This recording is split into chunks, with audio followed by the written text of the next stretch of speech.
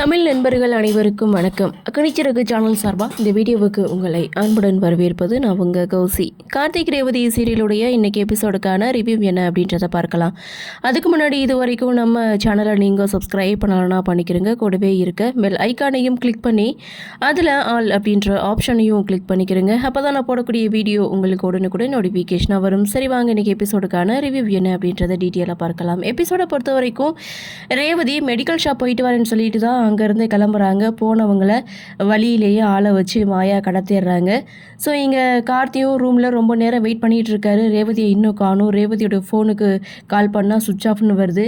So ரொம்ப நேரம் wait பண்ணி பார்த்துட்டு ரிசப்ஷனில் போயிட்டு மெடிக்கல் ஷாப் பக்கத்தில் எங்கே இருக்குன்னு சொல்லி கேட்க அவங்களும் இப்போ தான் அவங்க ஒய்ஃப் வந்து கேட்டுட்டு போனாங்கன்னு சொல்ல கார்த்தியும் நேராக அந்த மெடிக்கல் ஷாப்புக்கு போயிட்டு இப்போ தலைவலிக்குதுன்னு யாராவது ஒரு பொண்ணு வந்து மாத்திரை வாங்கிட்டு போனாங்களா அப்படின்னு சொல்லி விசாரிக்க இப்போ தான் கொஞ்ச நேரத்துக்கு முன்னாடி ஒரு பொண்ணு வந்து வாங்கிட்டு போனாங்க அப்படின்னு சொல்ல கார்த்தி சுற்றி தேடி பார்க்குறாங்க. ஆனால் ரேவதியை கண்டுபிடிக்க முடியல. அடுத்த செகண்ட் கார்த்தி என்ன பண்ணுறாரு, போலீஸில் போய் கம்ப்ளைண்ட் கொடுக்குறாரு. இது மாதிரி என்னுடைய மனைவியை வந்து காணும் அப்படின்னு சொல்லி போலீஸில் கம்ப்ளைண்ட் கொடுக்கும்போது போலீஸும் கார்த்திகிட்ட விசாரிக்கிறாங்க. பிடிச்சி கல்யாணம் பண்ணிங்களா, பிடிக்காம கல்யாணம் பண்ணிங்களா, அரேஞ்ச் மேரேஜா லவ் மேரேஜா அப்படின்னு சொல்லி விசாரிக்கிறாங்க. அரேஞ்ச் மேரேஜ் தான் அப்படின்னு சொல்லிட்டு ஒரு இக்கட்டான சூழ்நிலையில் தான் அவங்க கழுத்தில் தாலி கட்டினேன் அப்படின்னு சொல்ல என்ன சார் எப்படி இருக்கீங்க அப்படின்ட்டு, பிடிக்காம கல்யாணம் பண்ணியிருக்கீங்க, வந்த இடத்துல சண்டை போடாமல் பத்திரமா பார்த்துக்க வேண்டாமா, ஏன்னா நிறைய பேர் இப்படி தான் பிடிக்காம கல்யாணம் பண்ணிவிட்டு இங்கே வந்து சூசைட் பண்ணிக்கிறேன், பிரிஞ்சு போகிறேன் அப்படின்னு சொல்லிட்டு நிறைய பிரச்சனையை இழுத்து விட்டு போகிறாங்க. எங்களுக்கு தான் பெரிய தலைவலியாக இருக்குது, வந்த இடத்துல நீங்கள் பத்திரமா பார்த்துக்க வேண்டாமா அப்படின்னு சொல்லிட்டு ஒரு கம்ப்ளைண்ட்டை கொடுக்க சொல்கிறாங்க.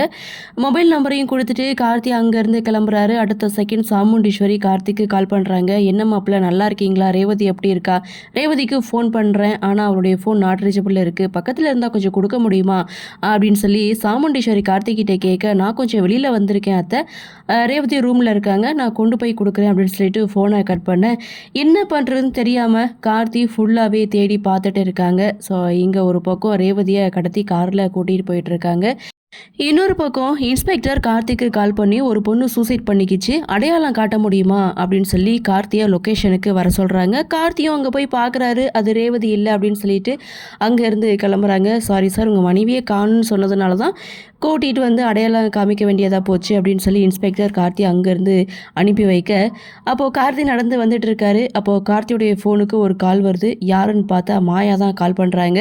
ஹலோ யார் அப்படின்னு சொல்லி கேட்கும்போது காலையிலேருந்து உன் மனைவியை காணுன்னு தேடிட்டு இருக்கியா அப்படின்னு சொல்லி மாயா பேச மாயா தான் பேசுகிறாங்க அப்படின்றத கார்த்தி வந்து கண்டுபிடிக்கிறாரு. இதெல்லாம் உன்னுடைய வேலை தானா, ரேவதி எங்கே கடத்தி வச்சிருக்கியா சொல்லு, தேவையில்லாத சிக்கலை நீ மாட்டிக்காத அப்படின்னு சொல்ல ஒரு நாள் உன்னுடைய மனைவியை காணுன்னுமே நீ எப்படி பதறி போகிற, கல்யாணம் ஆன நாள்லேருந்து மகேஷை காணுன்னு நான் துடியாக துடிச்சிட்டு இருக்கேன், ஒன்றை தவிர யாரும் மகேஷை வந்து கடத்தி வச்சிருக்க மாட்டாங்க, எனக்கு மகேஷ் தான் முக்கியம், மகேஷ் கிடைக்க நான் என்ன வேணாலும் செய்வேன் அப்படின்னு சொல்லி கார்த்தியை மிரட்ட நீ தேவையில்லாத சிக்கலில் மாட்டிப்ப அப்படின்னு சொல்ல என்ன பண்ணுவேன், உன்னால் என்ன பண்ண முடியும், முடிஞ்சால் நீ போலீஸில் போய் கம்ப்ளைண்ட் கூட பார்க்கலாம் அப்படின்னு சொல்லிட்டு அப்படி நீ போலீஸ்க்கு போனேன்னா அடுத்த செகண்ட் ரேவதியை மலை உச்சிலிருந்து பிடிச்சி கீழே தள்ளிடுவேன், ஏற்கனவே 2 பேருக்கும் கட்டாய கல்யாணம், பிடிக்காம தான் நீ அவள் கழுத்தில் தாலி கட்டியிருக்க, அதே மாதிரி எங்கள் அம்மா பிடிக்காத கல்யாணத்தில் செய்ததுனால தான் நான் சூசைட் பண்ணிக்கிறேன்னு சொல்லி ரேவதி எழுதின மாதிரியே ஒரு லெட்டரை எழுதி வச்சுட்டு அவளை மலை உச்சியிலேருந்து தள்ளிவிட்டேன்னா இந்த பழி யார் மேலே போய் சேரும்,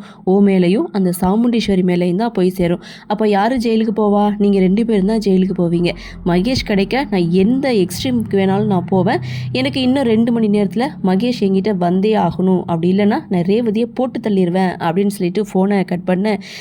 கார்த்திக்கு என்ன பண்ணுறதுன்னு ஒன்றுமே புரியலை. இன்னொரு பக்கம் ரேவதியை கொண்டு போய் ஒரு குடோனில் கட்டி வைக்கிறாங்க. ரேவதியும் பார்த்தீங்கன்னா யார்டா நீங்கள், உங்களை யார்டா கடத்த சொன்னது அப்படின்னு சொல்லி எவ்வளவோ கேட்டு பார்க்குறாங்க. ஸோ அந்த இடத்துல மாயா வந்து அங்கே இருக்க ஒருத்தருக்கு கால் பண்ணி என்ன ரேவதியை கடத்திட்டிங்களா, அவள் தப்பிக்கக்கூடாது, பத்திரமா பார்த்துக்கோங்க, நான் கொடுத்த லெட்டர் வந்து பத்திரமா தானே வச்சுருக்கீங்க, இன்னும் 2 மணி நேரம் வெயிட் பண்ணுங்கள், ஸோ என்கிட்டேருந்து ஃபோன் வந்து அடுத்த செகண்ட் அவளை மலை உச்சியிலேருந்து கீழே தள்ளி கொன்னுடுங்க அப்படின்னு சொல்லிட்டு ஃபோனை கட் பண்ண இன்னொருத்தருக்கு அவங்களுடைய மனைவி வந்து கால் பண்ணுறாங்க. இது மாதிரி வீட்டு வாடகை கொடுக்கணும், ஹவுஸ் ஓனர் வந்து பிரச்சனை பண்ணிகிட்டு இருக்காரு, வேகமாக பணத்தை கொண்டுட்டு வாங்க அப்படின்னு சொல்ல அவரும் கூட இருக்கிறவர்கிட்ட ஒரு 10,000 வாங்கிக்கிட்டு அங்கேருந்து கிளம்ப போகும்போது ரேவதி போட்டிருந்த ஸ்வெட்டரையும் அந்த வண்டியில் போட்டுட்டு போயிட்டுருக்காரு. ஸோ இது தாப்பில் கார்த்தி வந்துட்டுருக்காங்க. இதோட எபிசோடையும் முடிக்கிறாங்க.